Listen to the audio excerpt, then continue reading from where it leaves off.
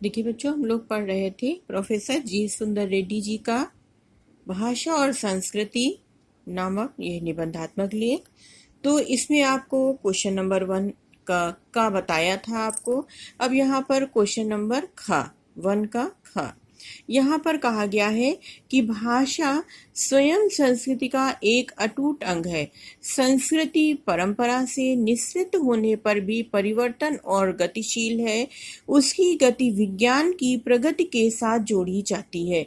वैज्ञानिक आविष्कारों के प्रभाव के कारण उद्भूत नई सांस्कृतिक हलचलों को शाब्दिक रूप देने के लिए भाषा के परंपरागत प्रयोग पर्याप्त नहीं है।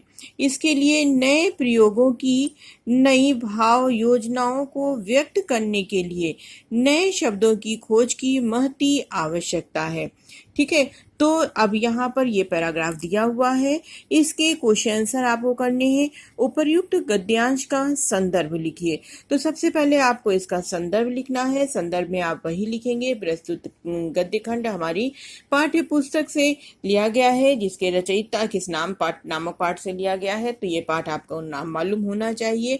प्रोफेसर जी सुंदर रेड्डी का लिखा हुआ यह पाठ है भाषा और आधुनिकता। तो यहाँ पर जैसे इन्होंने पूछा है कि गद्यांश का संदर्भ लिखिए, तो आप पूरा संदर्भ यहाँ पर लिखेंगे, केवल पाठ का नाम और लेखक का नाम ना लिख करके पूरा संदर्भ लिखेंगे। इसके बाद सेकंड क्वेश्चन है इसमें, किसकी गति विज्ञान की प्रगति के साथ जोड़ी गई है। लेखक ने जो यहाँ पर क्वेश्चन किया हुआ है, प्रश्न किया हुआ है, तो इसका आंसर आप लिखेंगे कि संस्कृति की गति विज्ञान की प्रगति के साथ जोड़ी गई है। ठीक है, इसके बाद क्वेश्चन नंबर 3 है, उपर्युक्त गद्यांश में किस प्रसंग का प्रतिपादन किया गया है। उपर्युक्त गद्यांश में किस प्रसंग का प्रतिपादन किया गया है।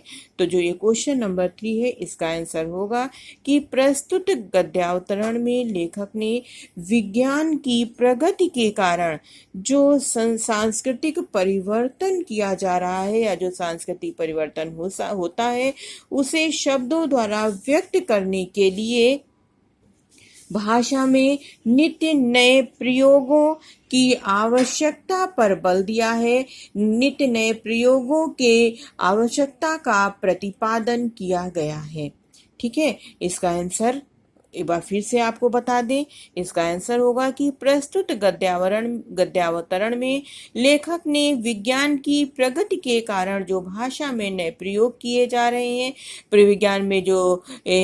विज्ञान की प्रगति के कारण जो सांस्कृतिक परिवर्तन हो रहे हैं, उसे शब्दों द्वारा व्यक्त करने के लिए भाषा में नए नए प्रयोगों की आवश्यकता पर बल दिया हुआ है। ठीक है बच्चों, ये आंसर भी आपको आ गया होगा। फिर अगला है, भाषा किसका अभिन्न अंग है और क्यों। तो भाषा जो है वो यहाँ पर आपको बताया गया है कि भाषा स्वयं संस्कृति का अटूट अंग है, क्योंकि संस्कृति परंपरा से निःसृत होने पर भी परिवर्तनशील और गतिशील है। इसलिए भाषा जो है वो यहाँ पर पूछा है किसका अभिन्न अंग है, तो बताएंगे कि संस्कृति का अभिन्न अंग है और क्यों का कारण यहाँ पर ये लिखा हुआ है। ठीक, इसके बाद अगला प्रश्न है, गद्यांश के रेखांकित अंश की व्याख्या कीजिए। तो यहाँ पर रेखांकित की गई है इसकी प्रथम पंक्ति कि भाषा स्वयं संस्कृति का एक अटूट अंग है। संस्कृति परंपरा से निःसृत होने पर भी परिवर्तनशील और गतिशील है।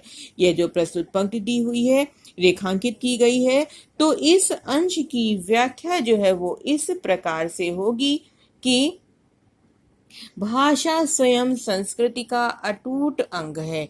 भाषा जो है वो संस्कृति का, हमारी जो संस्कृति है उसका एक मुख्य अंग है, और उस अंग में जो भाषा में जो प्राचीन काल से प्रयोग चले आ रहे हैं, वे सांस्कृतिक परिवर्तन को व्यक्त करने में समर्थ हैं। ठीक है, तो इसलिए यहाँ पर कहा गया है कि भाषा जो है वो संस्कृति का एक अटूट अंग है।